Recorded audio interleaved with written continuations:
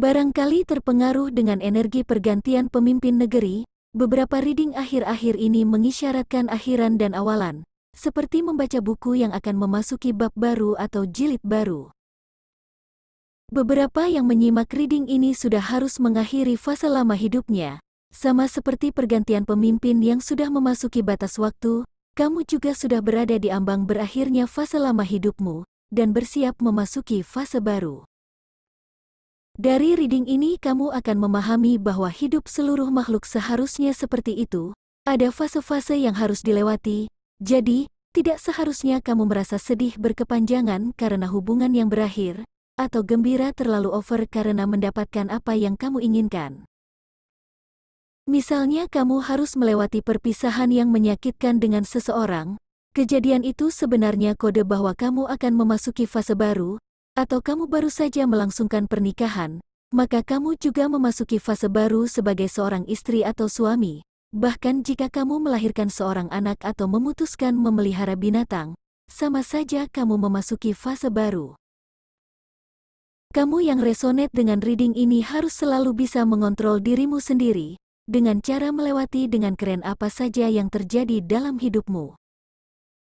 Kenapa saya mengatakan kamu harus melewati dengan keren? Karena kamu yang resonate adalah orang-orang yang mau berkembang atau bertumbuh menjadi diri yang lebih baik, walaupun kamu masih kesusahan keluar dari pola pikir lama, apalagi yang masih terikat kuat dengan budaya atau aturan-aturan orang tua. Catatan, saya tidak menentang orang tua dalam mendidik anak-anaknya, tetapi akan ada metode terbaik yang bisa ditemukan bagaimana mengatasi anak-anak di zaman sekarang. Sama seperti reading kali ini, kamu akan menemukan suatu kebenaran yang membuatmu paham tentang sesuatu yang baru. Sesuatu itu terlihat mengaliri hatimu, pikiranmu, dan hasratmu.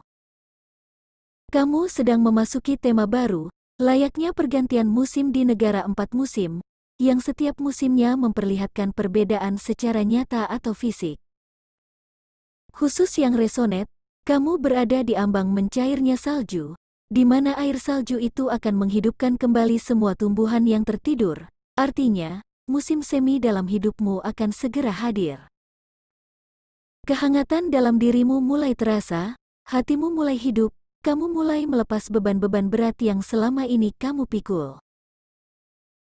Makna musim semi dalam spiritual adalah, bumi terbangun dari mimpinya dan segala sesuatu tumbuh subur. Air yang mencair melambangkan hati yang akhirnya disirami dan terbangun setelah lama tertidur. Saat hati terbangun, kesadaranmu juga akan terbangun seutuhnya. Musim semi juga bermakna mengembalikan kekuatan cahaya. Di musim sebelumnya cahaya seolah tidak berdaya mencairkan kebekuan. Cahaya akan mengaktifkan bahan kimia yang mendorong cinta. Cinta adalah kekuatan musim semi. Jadi, perubahan yang terjadi padamu akan didasari oleh perasaan cinta dari hatimu. Perubahan itu mendapatkan keberkahan secara fisik atau terlihat. Jadi, bukan hanya kamu yang merasakannya, tetapi orang-orang di luar dirimu juga merasakannya. Lebih jelasnya, perubahan dirimu itu akan membawa kebaikan untuk orang-orang di sekitarmu. Beberapa yang resonate masih berada di musim dingin yang berat, seolah kamu dipaksa berjuang menghangatkan dirimu agar tidak membeku dan kelaparan, terutama mencari tempat tinggal yang hangat dan bisa memberimu makanan. Fase hidup itu sangat berat, karena semesta seolah-olah tidak mendukungmu, padahal semesta justru sedang mempersiapkan musim yang indah di depan. Jangan khawatir, karena musim dingin itu juga bermanfaat, kamu akan mendapatkan banyak pelajaran di sana. Yang perlu kamu lakukan adalah bertahan sekuatnya. Yang paling terasa dari perubahan ini adalah kelimpahan dalam hal finansial, tetapi energi kelimpahan ini bersanding dengan energi melepaskan, artinya, kamu harus bisa merelakan masa lalu dengan ikhlas tanpa ada lagi kemarahan dan dendam, agar masa lalu tidak bisa lagi memelukmu dengan erat. Masa lalu itu harus kamu jadikan pelajaran. Jika tidak kamu jadikan pelajaran, kamu akan mengulangi cycle yang sama. Hal itu sangat penting. Masa lalu ini bukan hanya tentang asmara, tetapi meliputi banyak hal, misalnya keluarga yang toksik, persahabatan yang merugikan, atau pekerjaan yang menghabiskan energimu, dan lain-lain. Perhatikan dirimu sendiri, saat kamu masih memeluk erat masa lalu, kamu akan tetap berada di putarannya, hidupmu akan begitu-begitu saja. Sebaliknya, saat kamu berani merelakannya, kamu segera masuk ke hidup baru. Sudah seperti itu sistem dan hukum semesta, yang bisa merubah hidupmu hanyalah kamu sendiri. Kartu kupu-kupu di sini menggambarkannya. Kartu itu mengisyaratkan semesta sudah siap merubahmu menjadi indah karena waktunya sudah tiba, tetapi karena kamu seorang manusia yang punya pilihan dan hak memilih, kamulah yang menentukan, menyambut perubahan itu atau tetap menjadi kepompong. Beberapa yang menyimak reading ini sedang menyembuhkan inner child-nya yang terluka, beberapa ada yang sedang belajar mencintai dirinya sendiri, dengan membangun batasan-batasan agar tidak melupakan dirinya sendiri lagi.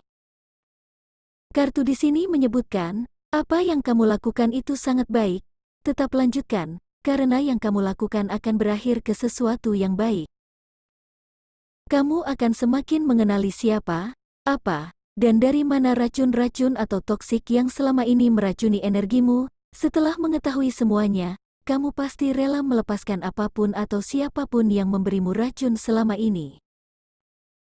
Bahkan jika ternyata sahabat terdekatmu lah yang selama ini menjadi pemberi racun, kamu akan melepaskannya walaupun kamu sendiri merasa sedih dan sakit.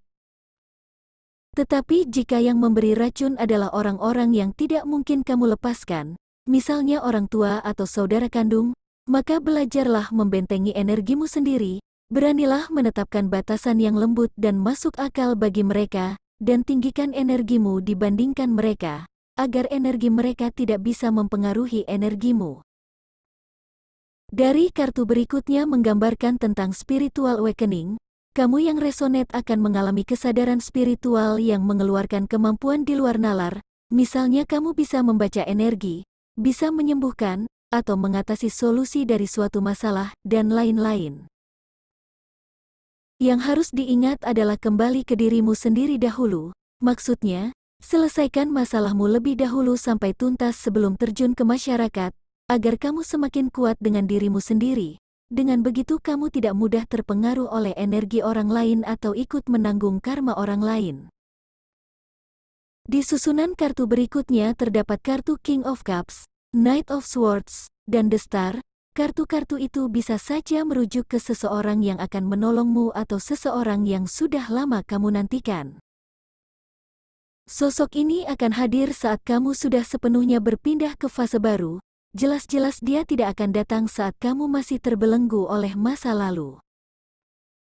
Seseorang ini akan memaksamu mengeluarkan kematangan sikap dan keramahan dalam memperlakukan orang lain. Dia akan semakin menyadarkan kamu tentang masa lalu dan energi toksik yang selama ini kamu serap dari orang-orang di masa lalu. Dia juga akan mengeluarkan nilai dirimu yang sebenarnya, yang memiliki nilai kebaikan yang akan bermanfaat untuk banyak orang. Sebagai seorang yang berenergi raja, orang ini memiliki energi yang membuat kamu mau tidak mau mengikutinya. Dia mengajarimu, meyakinkanmu melalui energi dirinya sendiri. Darinya kamu akan terbentuk menjadi sosok yang bersinar. Jika kamu terhubung dengannya secara asmara, kamu akan menyerah padanya karena energinya membuat kamu menjadi semakin baik dan bersinar. Dia bukanlah orang yang akan mematikan cahayamu. Kamu tidak akan merasa kesepian atau sendirian lagi sejak kehadirannya. Kartu-kartu ini seperti memperlihatkan pertemuan dua bintang yang sudah lama terpisah. Pertemuan itu akan membuka banyak hal seperti pintu finansial, pemahaman baru, dan hasrat baru. Banyak ide-ide cemerlang berdatangan di kepalamu yang akan membuatmu takjub. Akhirnya kamu bisa sampai ke tahap ini.